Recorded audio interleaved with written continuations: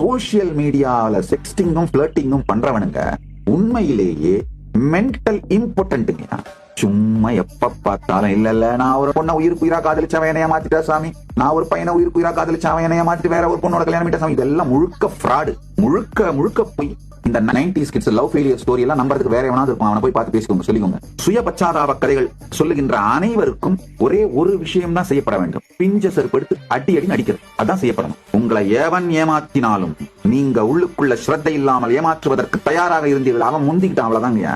இதெல்லாம் பரமசத்தியம், மாற்றவே முடியாது. உடனே எமோஷனலா மெசேஜ் போடாதீங்க. என்ன சாமி உங்களுக்கு என்ன பத்தி தெரியாது, என் வாழ்க்கையில் அப்படிலாம் கிடையாது, நீங்க சொல்றதெல்லாம் உண்மை கிடையாது, வேக வேகமா கொந்தளிச்சு டைப் பண்ண ஆரம்பிக்காதீங்க. பரமசத்தியங்கள் மாறுவதில்லை.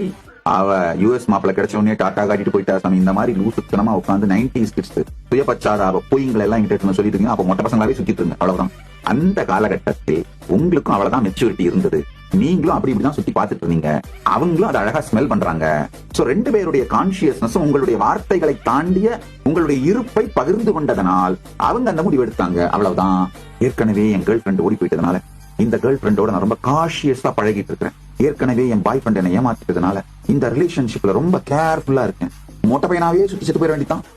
ஆழமான உறவுகள், ஸ்ரத்தை, தியாகத்தை அடிப்படையாக வைத்து நீங்கள் உருவாக்கும் உறவுகள் உங்களை முழுமையாக்குகிறது.